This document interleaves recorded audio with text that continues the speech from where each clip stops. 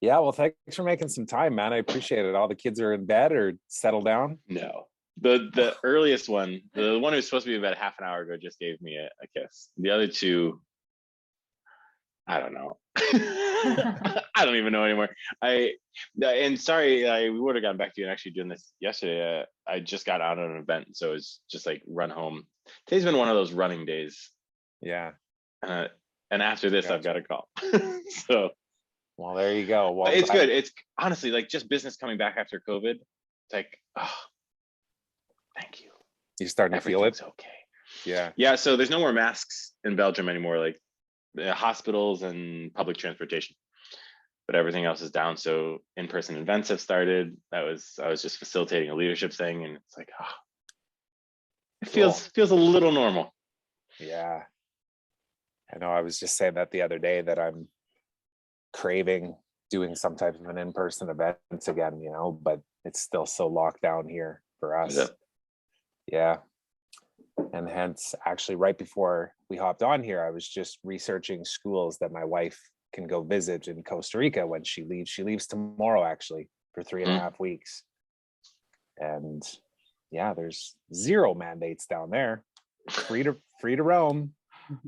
But yeah, I wanted to connect the three of us because I had such a great chat with you on the last call. And then, of course, the interview that we did and stuff. And Danielle's been somebody in my life that the two of us have collaborated together on work stuff. So she was the quote unquote mindset mentor in my program. I say quote unquote because it was kind of what the people that we were serving at the time needed, or at least we thought they did.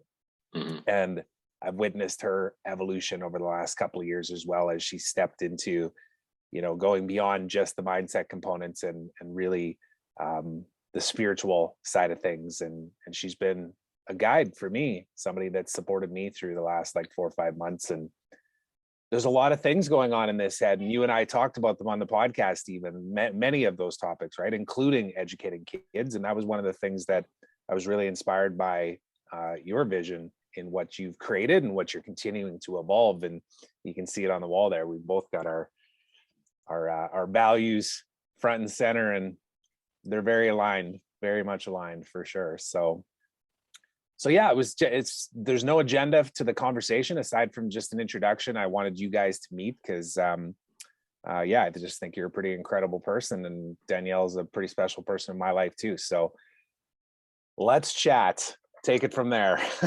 I feel like we should have had beers for this then. I feel like I missed something. Beers are always welcome. Wine's always welcome, Yeah, it's 11. It's a little early. Is it? Who defines that? Come on. That's fair. Even like my daughters play field hockey. Mm-hmm. And like after a sports game, you just want to have a beer. And the problem is like sometimes the games start at like 8:30 or 9 in the morning, and it's just me and one other dad. We're like, no, it's fine. That's when you put Baileys in the coffee mug with no Baileys, right? That's not a bad rum and hot chocolate. It's like, yum, fantastic. Yeah. But both Kelowna. Yep. Yeah. Yep. Well, I'm on the west side. Danielle's in Kelowna, so opposite sides of the lake, but close enough. So I spent Danielle, I toured in a musical group, and we spent 3 months in British Columbia. Cool. And so I got to hang out in Kelowna in 1999, I think it was. But do you guys know how lucky? Yes. You are? All right, just check. Yeah. I feel like most people there did. Mm-hmm. I left for 10 years. I've been home now for 5 years. Oh yeah. Born and raised here, left for 10 and came home. And so where'd you go? I went to Alberta. I got stuck. That's Calgary. It's and pretty beautiful there too. No, it is. But you know what? It was so small town here. I'm just going to reset my camera, but it was so small town here in the 90s. I'm sure when you came through, it's not like anything it was now. So you needed to get out to experience something. Like I didn't even know what ethnicity was because there was one Black person and one brown person in my school. I moved to Calgary and I was like, what country am I in right now? Look at all these colorful people. Like it was really shocking, actually. But yeah, I know how grateful I am, which is why I'm home. Yeah, that's nice. Yeah. Yeah, if you guys ever have any opportunities for like, hey, we're having like a retreat in Canada. Be a good place Maybe to host. you'll do your retreats not in your hometown, but give me a call. Mhm. What kind of band were you in? It was a musical. So it was a Okay, music. It was cool. called Up with People, and so it was a multicultural. We traveled with 150 people in a new city every 3 or 4 days, and I did that for 2.5 years. So we'd have sponsors like bigger banks or whatever would bring us in, and we'd live in host families and do community. So I need to look up who my Kelowna. Wouldn't that be wild? Yeah. You guys knew who my Kelowna. I'm gonna look it up after this. I'm gonna send you an I was email. like, please do. You're like, oh, Danielle, tell me. I sincerely apologize. I've had very little time to. I looked you up on LinkedIn really quick, but I haven't been able to cyber stalk you as much as I would really want to prepare for something. But can you give me like your background? What's your overview? What's your fun story? Yeah, for sure. There's not a lot to find online. I've kind of taken it down because the social networks haven't liked me. So I've slowly been removing some of my content. But yeah, so, grew up in a really beautiful place. Had no reason to think life was anything other than great. You've been here, you know that. Grew up in a really awesome family. But my life's journey actually allowed me to create a very dark place, living in a beautiful place, in a place where I lacked love and worthiness. And at 15 years old, I found myself in the psychiatric ward for 5 days. And that was kind of the first time I had ever asked myself, like, how did I get here? And I started to hear the stories I had created for myself. And from that day forward, it's almost been 20 years.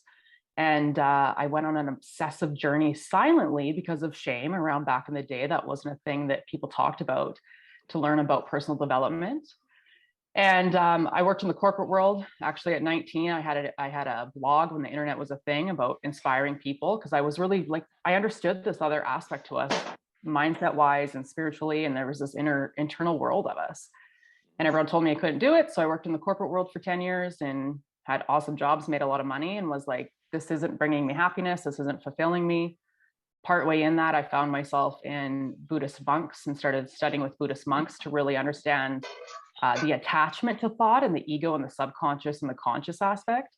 Mm-hmm. And then at 29, I lost my last corporate job, and I just went, I'm meant for more, and I don't know what it is, and I have no idea, but I'm going to do it. And I just went 2 feet in and started doing this thing called Your Mindset Mentor, because that was my expertise. And I started coming out of the closet, and that's how I met Trevor. And yeah, now here I am, and I'm really owning it. And I own a company called The Spiritual Room. I dissolved Your Mindset Mentor last year after realizing it wasn't what I was here to do, and ascended into the spiritual room. And now I really am helping people understand that aspect of who we are, it really expanding beyond the physical aspect of who we are. And that's kind of my story. Holy shit. So as a 90-second story goes, I bet we can unpack a billion different things. Like, Yeah. Fascinating. Well, and so what, I have a billion questions. The last one is, what, from the mindset part to the spiritual journey, you said, oh, well, this just wasn't what you were meant to do in the world. What led to that? Was it just that part wasn't working, or there was some sort of, I feel like you've probably had several spiritual awakenings over that whole span. What was it that took you there? I had started to be pigeonholed into a company that was specializing in business mindset and business strategy. Mm-hmm. And that wasn't what I wanted to do. I mean, the business strategy and stuff only works if the soul works. And so I just decided, I can't run from this anymore. And this isn't what I wanted to do. I don't want to coach business. And I truly want to help people understand this aspect. And I have to surrender to the fact that I did it for 3 years and I made great money, and I was still making good money at the time I did this. There was no reason to say no to this business, but I was just like, this is actually not what I wanted. This is what everyone else thought I should do. That's the honest answer. Yeah, no, that's fair. Yeah. One, on your journey, I that's been mine. It's like, oh, well, I'll try this. And everyone's like, oh, you're very good at this. And I'm like, I don't like this. It's like, oh, well, then I will go try something else. Yeah. So is it now, are you at a place where you're like, no, this is it. This is the passion right now in this moment. This is where I feel comfortable. This is where I don't want to say success like it's results, but you feel that in yourself. Yeah, it's my purpose. It's what I'm here to do. Well, it is. Like at 19, I tried to be this version. And I started a blog and I was starting to get traction, and everyone around me told me I had to go to university. You know, it was that time frame in that era. And I just wanted to be able to expose people to this other aspect of life. And everyone told me I couldn't. And so I knew in my core that I was always meant to be this version and be a teacher and to ascend and to help people awaken. But I wasn't ready, honestly. Looking back in hindsight, I wasn't ready. And now is the time that I'm ready. And my own entrepreneurship journey exposed me to a lot of the aspects of me that wasn't ready. But I always knew in my heart, when I was in the psychiatric ward, this is what I was meant to do. Like I saw it so clearly, like you're in this experience because this is going to put you in for your purpose. Yeah, absolutely. Yeah. So, yeah. Yeah. And have you gone back to those roots? I mean, I can imagine whenever we go through this sort of stuff, we kind of find people who are on that same journey 10 years before we were and try to help them out of that, try to pull them back into like, hey, I've gone through that. Let me kind of help you out. Do you work with people like that? Tons of people. Yeah, absolutely. I'm really in a place now where the universe brings me the people that are ready. You know, I'm really someone who sees people's soul. Like I don't looking at you right now, I'm looking at your human, but I'm really communicating to your soul. Exactly. I feel super naked right now. You should. I see you, PJ Brady. But so I've learned though that the people that truly are coming into my life now are coming to me because their own soul is guiding me. It's not even about me anymore. It's about their soul needing to come into my experience to help them ascend, which is a completely different experience than most people are in. Yeah, I can imagine. I imagine the answer is yes, because you just said it, but for people who are in some really difficult places, sometimes it's hard for them to even recognize they're in a difficult place or to know what to look for, right? So yeah, is the universe just sending him to you and then you have to explain it to me like, this is why the universe sent you to me? Or they come seeking, you know, like both. I guess it could be both, right? Yeah, I mean, the biggest thing I help someone see is they come to me, you know, kind of on a 3D level, and they're like, you know, this is my problem, and I'm like, okay, well, have you thought about your situation from this lens, right? And people are like, no, I haven't, and that's kind of the exchange of showing their soul the higher perspective. Yeah. I don't know the education background. When I've done some of my coaching and it's been values-based leadership stuff, typically they come in for one purpose and I'm like, that's not, you've got this part wrong. let's dive deep into this stuff. But by diving deep into it, it's almost like they start to treat me like a therapist, and I have to stop them and be like, just so we're very clear, not a therapist, no training in therapy, no anything in therapy. I'm helping you find the values, so I'm glad you're unearthing these things. But sometimes they get into some really, and at that point they just need someone to talk to and want to release some of it and maybe get a little bit of different perspective. Are you a therapist? Do you have therapy, anything? Or is it, but I can imagine you dive into some of the places where people are like, they almost treat you like that. Is that resonating? Does that make sense? Yeah, well, therapy is such a human experience. It's not a soul experience, right? It's only something that's found in our human existence. And so with my background being in the psych ward, prior to that, I was labeled as the depressed kid and anxious. So I spent a lot of time in therapy at a young age, and they didn't do anything. Like I was still in a place of wanting to kill myself. So I started to see the dysfunction in that industry and therapy and kind of what they were learning teaching wise. And so I've always made a decision to, and I tell people openly, I'm not a trained therapist as per society, but I've been through that experience enough to know kind of what they were trying to do, but it's also a place of suppression and keeping people stuck in that industry. And that's kind of the human experience, right? Yeah. But I ground myself that I'm not a therapist. I don't ever present myself that way. I don't think that way. Therefore, when people come into my world, they very rarely pick up on that vibration. So the therapy conversation doesn't really exist. Yeah. I'm just a person here who is able to help you see something that maybe you can't see from a higher perspective. And because it resonates and there's no therapy in it because it's not a human transaction. Which is what therapy is supposed to be. Right? It's a business. It's a business to should be the keep you goal. there. Making money is what it is. That's all that it is to keep you in your problem cycle and not actually ascending you beyond it. Right. Right. So yeah, I And do it's- experience a lot. And it's underfunded at that in this country in particular, even too. I spoke with somebody yesterday who reached out to me because I shared something online, and I didn't know this, but she suffers from anxiety and a lot of childhood trauma and that type of thing. But she said that she took a leap and thought that she'd post on my post, right? What we might do every single day. It was like a huge thing for her. Oh. But she was telling me that she actually submitted her name to receive support from a therapy perspective, and it took 1.5 years in this world for her to actually get a call back. She got a call back the other day, and she's like, this is what's wrong with this damn world right now, like They're even bad at making money. Yeah. Like, oh, Yeah. there's someone who can pay me for something. Yeah. and no, I'm not here for that. Sorry, I have something in my eye. Yeah. I actually, the most feedback I receive from people I work with is, you've helped me more than my psychiatrist or my counselor in 9 years, 10 years. Yeah. Because it's just a completely different, like, I'm not talking to your human, I'm talking to your soul. And that's not what any of these people are educated in, right? Right. Like, the aspect of consciousness is so suppressed in that industry.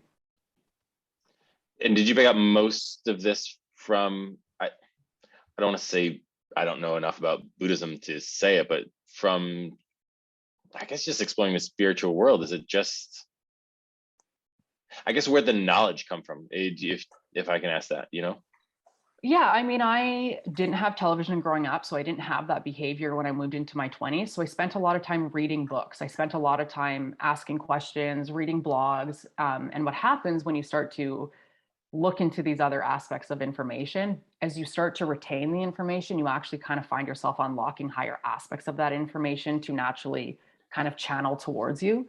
Like, sometimes people ask me a question and I'll give them an answer, and I'll even be like, where did that come from? Like, and they're like, that's exactly what I needed. But they're like, that's exactly what I needed to hear. And I'm like, okay, I had no idea that was in me, but now I know how it works, because it's energy and it's dimensions and it's access to wisdom is what it is. Right. But yeah, a lot of it started with books. That makes a lot of sense. Like, I thought I had come up with a completely original idea the other day. And I was just like, and then I was reading a book again. I was like, oh no. There's a book I read 20 years ago. This is just, it was just there. Stored. It was there.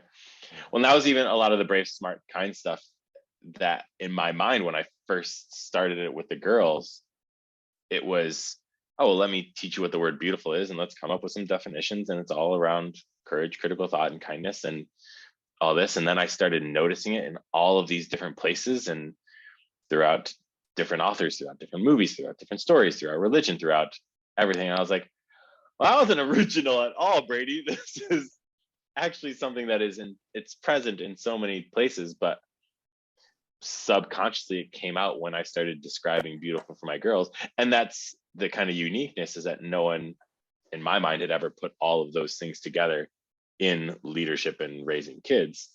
So there's still, I give myself a little bit of credit, but more so is it came from everywhere else, and it just came out at the right time when I needed it to come out. It's kind of like superheroes. So when you need that power to come out, you've got it inside of you.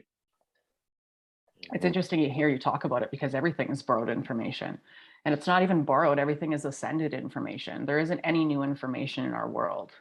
No. It's just someone taking their interpretation of it and putting it out into the world, which makes it be the expanded aspect of it, right?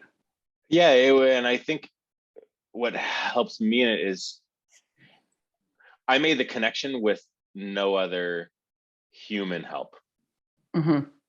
And now I get to be the human help that other people get to make that connection that's already there in their brain that they hadn't seen anyway. And it's like, well, instead of you guys going through 25 years of pain to get to the point that I got to, let me make this connection for you here and see if I can't springboard you into a different level of it, which is what we're meant to do anyway, so that we all can keep growing and we're not sitting around fires. Actually, that sounds fucking fantastic to sit around. I was just gonna say That's what I meant to say was, you get it. We're aspiring to do. Yes. You get it. Yeah. I know. I think Now back, I want to go backwards in time to just sit by a fire, please. it's funny you say that though, man, but like I say it constantly right now too. I just wrote some notes because I'm going to do a solo podcast episode of why are we moving to Costa Rica, and actually speak through it, right? Because the natural is, well, it's beautiful weather and the beaches and the surfing and all of that. But it's literally what you just said. It's because the environment has a vibration to it that just is a slower pace that gives me permission almost to like slow the F down and enjoy every single present moment, you know? That's what I'm aligning with right now anyways. And I'm sure more will come up as I start to record that, but it's a piece of it. And then education system for the kids as well, and just being in nature and all of that stuff. So I think people do actually aspire for that. Back to basic type of time. Yeah. And the world's just got so much fucking louder. Sorry, I swear a lot. Is anybody offended? He did the same thing on the podcast too. No, there's no censoring on Zoom calls. I was talking to one of my teammates the other day. She's like, I swear more when I'm around you. I'm like, yeah, sorry about that. I've got a negative influence sometimes. But the world's just gotten so loud. People are dying to quiet it down, and literally dying to quiet it down because there's so much attention grabbing and sensationalism and everything to make people feel like they're going crazy. It's like, you're not the crazy one. Everything else around you is. The system is. Relax. Yeah. I was thinking too, when you guys were chatting there about that, when do we let this information in that already exists and allow it to land? I can totally relate to that, because that's why I say like the last 6 months or so has been a lot of that for me, and Danielle's helped me through that, you know, as a friend, but as a guide and somebody who could just help me see something in a different way. And I remember when I first reached out to you, PJ, because we got introduced by Shelby, yeah, struggling with her name there. But I went and watched your video. It was on the page that was for parents, I think, or something. It was the educational video that you had created, kind of talking about the inspiration behind Brave, Smart, Kind. Mm-hmm. And you were talking about this idea of beauty and what it actually means, and knowing that you have daughters and stuff. And I had just watched, and I know, Danielle, you know this one, but Aubrey Marcus interviewed this Dr. Zach Bush, and he read a poem at the end, and he was speaking about beauty being like the greatest thing that we aspire to, you know, become or embody. And I sent it to you, and I remember the first time we chatted, you were like, yeah, I don't know, you sent that thing over to me, and this guy was like, had his eyes closed and was like talking about all this crazy shit. And it just reminds me now though that, you know, at that time, maybe that was something that you hadn't seen before, and maybe thought like, what the fuck is this, you know? But I think it resonated. I didn't know if he was blind. I didn't know if he just didn't have sight, because it's like an hour and 45-minute podcast or something. Yeah, and it's like the last 8 minutes. And so when I just click the link and it goes to that last. It went right to the timestamp. Yeah. And so I just got this guy closing his eyes. I've never seen him before. I was like, is that poor man? Did he lose his sight? And then I had to fast forward. I was like, oh no, he's fine. This is just the end. It's like a vision thing. Like, oh, okay. Yeah. Yeah, and yes, it did resonate. I just needed the background before going to the foreground. Well, and that's why I sent it to you though. It was one of those moments where you got an introduction, you do your quick internet stalking. Who is this guy? You know, and you go look at the stuff and check the video out. That was the first thing that started like this desire to create a world where people see more beauty, starting with your family, you know, and your daughters. And I was like, hell yes, right? And then as we got to chat more, and you were even enlightening me to this idea of what if we had an education system that had components of it that was like 7 Habits of Highly Effective People in the school system. Imagine that world, you know? Oh, we can't because we can't afford it. What's wrong with this world? Let's take that concept right there and flip it on its head and say, why not? You know? Yeah. And that's what really hit me, man, when I first met you. I was like, because I'm seeking this too for my own kids. I'm like, okay, my son's supposed to go to school in September. Now what? Yeah. And it's confusing. And playing in the, because that's the part of it. It's playing the game of what's going on right now just to get your foot in the door to make change. Do you know what I mean? So there's some bits of it. And there's been companies and organizations I'll be working in and I'll be like, I will not work with you because you guys are not like that. Your culture is just so screwed up. You don't even want change. You want the illusion of change. And that's not something that I'm going to work within. But then there's other places where you have to dive into a system that you don't agree with to try to help change it because you can't do it from the outside. You know what I mean? So for some of the school stuff where they're not providing these things, it's not enough to be like, oh, you guys suck, you're not providing these things. It's like, all right, well, let me get in bed with some of the people who have that influence to make the change so that we can take that. I feel it's almost like parasitic, but in a really good way. It's like, let's get inside there. So then they find, oh, you are a trusting person. And that's way, when I say this, it's not somebody attacking you from the outside, it's somebody within this who understands it, saying, now let's create some of these things where we're talking more about courage and critical thought and kindness and not as much about math scores. Let's talk about how people get to show up every day and not necessarily make them feel terrible about the things that they're not good at. But then we find everyone's superpowers in the children and talk to those things so that they grow up and get it. They understand it as opposed to being what they're force fed right now. But that's the part that I struggle with sometimes, is to be like, I don't want to take on this necessary evil. But my biggest one is in the US. And I don't know if it's the same way in Canada, like the money that schools have come from property tax. Mm-hmm. That's it.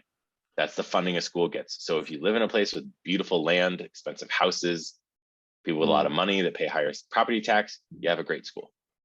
And if you don't, you have a shitty school because there is 40 kids in a class and they're learning out of books from 1970s. And we went into a school, this was in Bermuda, actually. I think I was telling you this about Trevor. Yeah.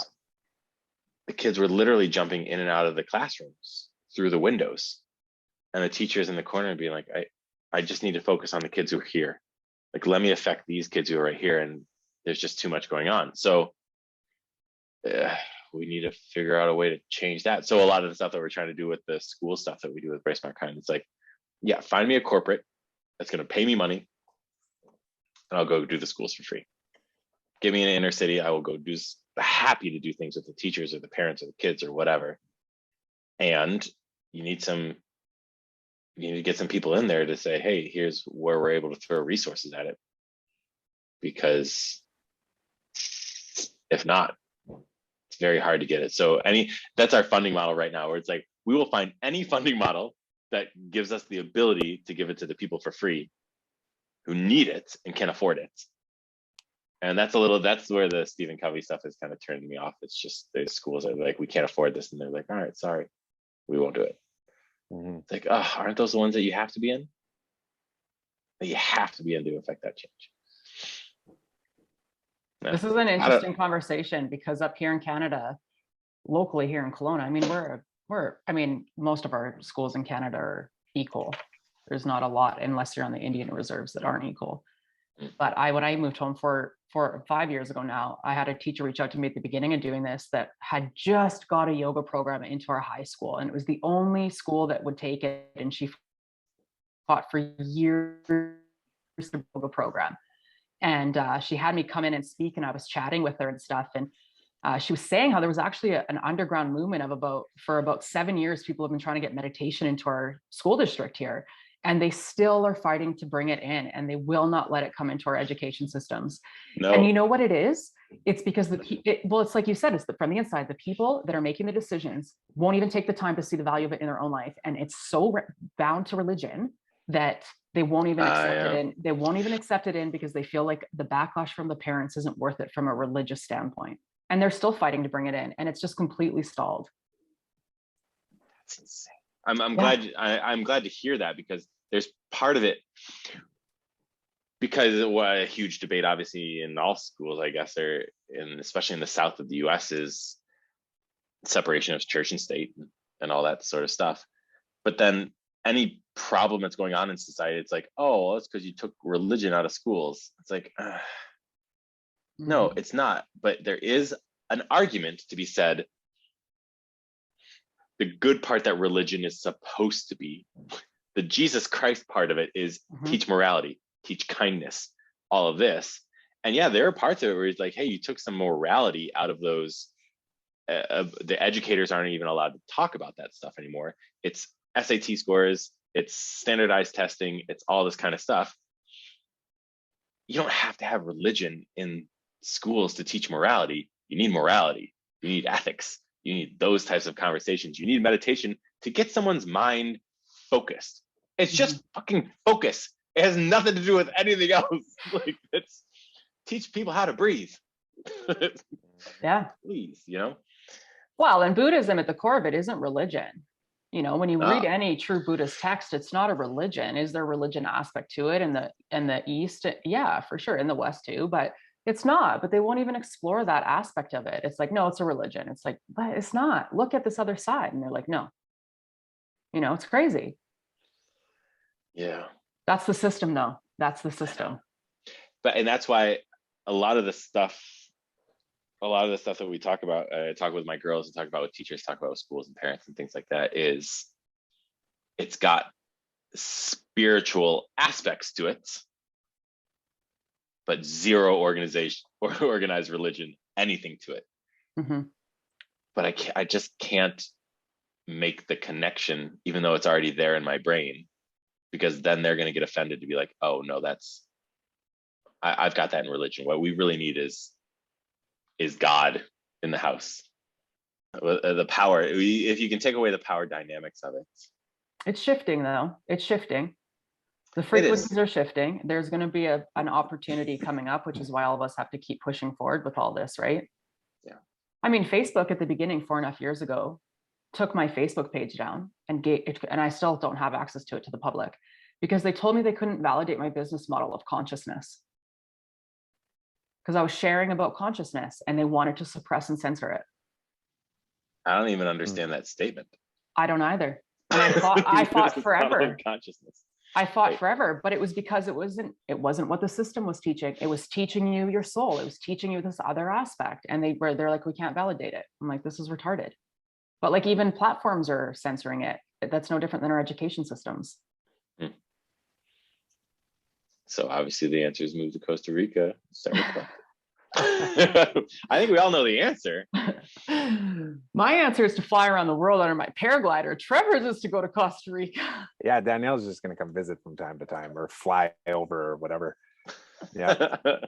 Quick drop-ins. Yeah.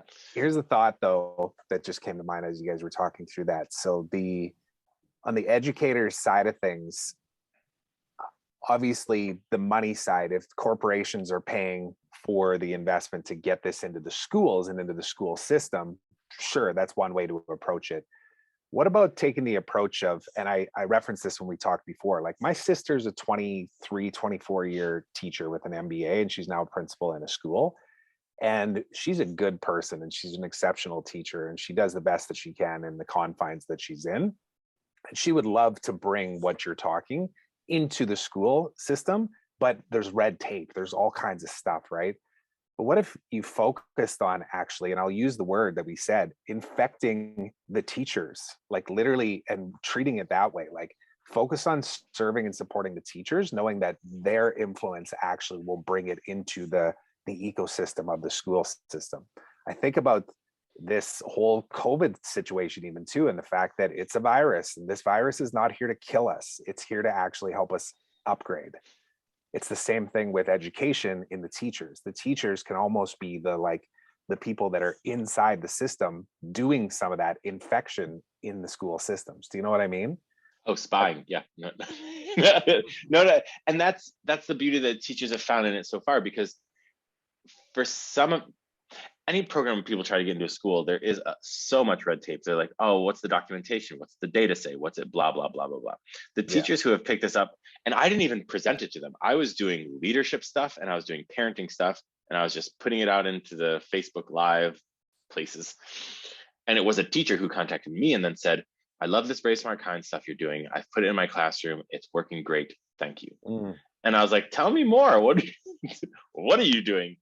And that's where other teachers started to pick it up, because it's not a curriculum. It is a mindset that teachers go in with. And if they're able to talk about being brave with their kids and define it, if they're able to talk about being smart and define it as creativity, as logic, as there's so many different ways to define smart.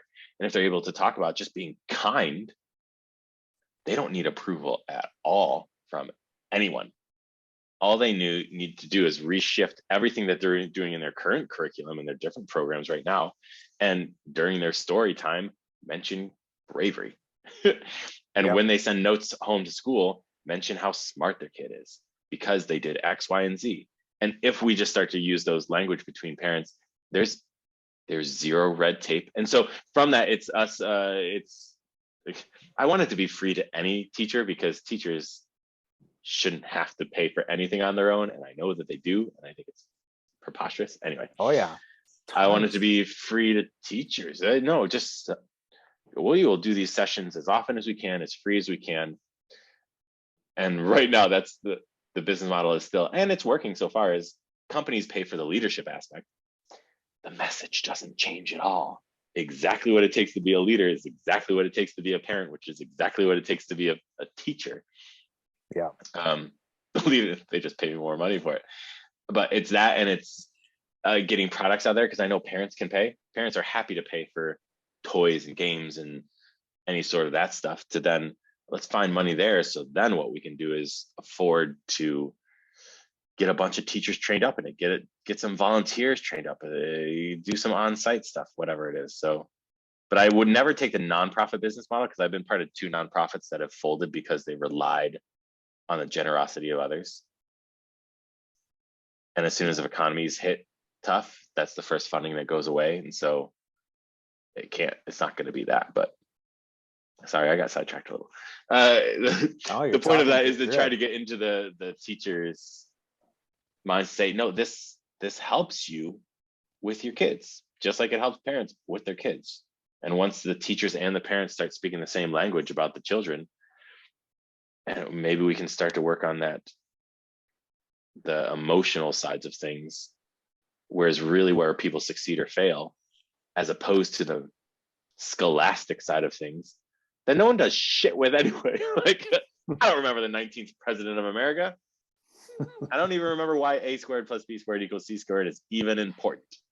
But the parts where I learned those lessons from one amazing teacher who happened to focus on how they saw intelligence in me. Well, what if we had a bunch of teachers who were doing that? What if we had a bunch of parents who were doing that? Yep. Yeah. Yep. And yep. We'll see. We'll see. Well, I'm glad you talked through that, and we were able to go down this path too, because I said to you before that I personally know that my purpose here is to be a part of that change, of course, but also help amplify and elevate everybody else that's also of that same mindset that wants to create that change, knowing that it's not going to happen overnight. This is a lifetime endeavor. You know, and it starts with me first. That was the other thing too, is like, I long have thought, what can I do to save other people and to help them cut the learning curve and all this? And it's like, oh, start with yourself. Oh yeah, maybe. Dan, that sounds like a lot harder. Let me just help other people. Yeah, it's way easier to just put a marketing spin on it and pay for some ads and be the change, right? Be the change. And yeah, there's a lot of good stuff that we're talking about here, and I've only scratched the surface even on what you've created on all this. I'd love to see it, man. Like whatever you have as far as how you are educating these educators as well, because it's going to help me wrap my head around too, how it can get infected into these teachers, because there's a lot of good teachers out there, man. My sister's just one example. Like I had a friend the other day. 99% of them are amazing people. Yeah, I had a buddy reach out the other day. I was telling you about it, Danielle, and he put me on blast in a really loving way about why my opinions that I had been sharing recently are wrong. And then, kind of prefaced it and ended it with, I just love you, man. Like I'm trying to protect you. It was really interesting to see, kind of the perspective of that. But And then I just told him the perspective I was coming from, and the fact, and then I spoke about education and whatnot. And then his wife is a teacher as well. Like, she spends thousands of dollars a year of her own money to be able to bring resources into the classroom that aren't provided to her by the education system. My sister's done it forever too. She still sends us like little craft kits in the mail all the time, you know, like little wire things and empty toilet paper things, because she knows that this is her gift. And I'm so grateful for it, because I haven't honed that gift yet of how do you entertain kids with toilet paper, empty toilet paper rolls and pipe cleaners, you know. But there's more of that needed. There really is. Yeah, they're a special breed of people. Mm-hmm. And they deserve so much better than what they're doing or getting right now. Mm-hmm. Yeah, I'm happy to share it. The teaching side of it is the least developed part of it right now. So the leadership stuff is all developed, because that's my background has been leadership for the past 15 years. It wasn't until I became a father I was like, oh shit, isn't this all relatable? Crossover here. And then the BSK, the parenting stuff is starting to move right now. And the teacher stuff is, I will literally talk to any teacher at any point and have, if it's a group of them, fantastic. We do parent stuff conversations right now, but it's really to plant the seed in their head and say, all right, now run with it in whatever way that you want to run with it. And because right now, just to get the business part rolling, it's like, yeah, I want to hire more people to do this. Yeah, I want to bring other people along in this journey, and I need to pay them. So figuring that part out as of now. But book comes out in 3-ish months. That's a hope. And right now, anybody, you guys are very welcome to join any of the parenting calls that we do. Like on the website, it's like, oh, come and do a parenting session with us. And that's where we help people at least know what their brave is and what their smart is and what their kind is. Because these are words for kids until we understand what the deeper meaning is within ourselves. You're very welcome to join those. You at least see a little bit, and you put out the invitation to whoever you'd like, all free, all just trying to get the message out there. So if there's teachers who come, or some people have joined and didn't have kids, but we're doing whatever we can right now to get the message out and see who it resonates with and who it doesn't resonate with, and how we can improve it, and where it might take us a little bit further. You know, the goal is world domination. We're doing it one person at a time right now. Yeah. What did you say? When you become the supreme leader of the world, you will do what again? Yeah, king of the world. I've got a laundry list of things. A laundry list. First of all, you have to apply for a passport. You shouldn't let stupid people out of your own country. The other is you have to apply to have children. I think everyone should be sterilized. And then once you can prove that you can be a parent, then you get it. Oh yeah, sorry. My motto is going to be fund the shit out of education. That's my platform. I've obviously given this too much thought. No, the exact amount of thought. Exactly. Exactly. Well, it's interesting hearing you talk, because I come from I don't have kids, but I'm like full-time auntie all the time, and I love it. And I really allowed them into my life to see the entrepreneur journey. And my one little niece was trying to do something, and I said, do you want help? She said, no, auntie, I can do it. I said, you can do it. She said, I know, I read your sign in your office every time I'm in there. I can do anything. And I was like, holy shit, like one sign on my wall that she just keeps seeing for myself is what's inspiring her. But listening to this is like, I'm trying to break down the paradigm of all of us adults that are in the system, that are products of this system that's distorted. And you're trying to do it on the kid level, which is so interesting. And it's both just breaking down these paradigms of what used to be within a system that doesn't serve who we actually are as a soul, having a human experience. It's so interesting to hear you speak about this. Well, I know, and there's the lesson that I was like, if we can, I've given up on adults. Like, no, sorry, you guys are spoiled, ruined. Let's start younger, and then maybe. That's not true. I don't believe that in the least. But yeah, I do believe it a little bit. But yeah, being able to get in their heads and starting at such a basic level as my girls, to be like, you don't have to know what your courage is right now, because it's going to be different. Different people show up in different ways. And so what's courageous for you is not courageous for me per se. But if we can start to get their minds around just how do we approach fear? How do we approach challenge? What's some of that? and do that in those three very specific buckets. At least with my daughters, it doesn't mean that I don't have courageous kids all the time. I don't have smart kids all the time, and they're complete a-holes once in a while. But it gives us context for conversations so that we're able to talk about it. They talk to me about being afraid all the time. And it's such an awesome, awesome conversation to have, because I never went to my parents with that.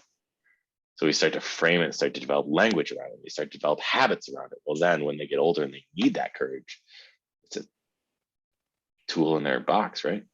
Mm-hmm. Mm-hmm. So the experiment goes. Yep.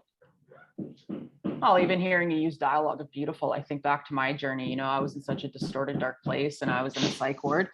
But if I actually look back and think of what allowed me to move through that without the mindset part, was my mom my whole life told me I was beautiful, and I was an overweight kid, and you know, I was always third looked over, and she just always told me I was beautiful. Every day, you're just beautiful. It wasn't anything other than you're a beautiful being. You're beautiful.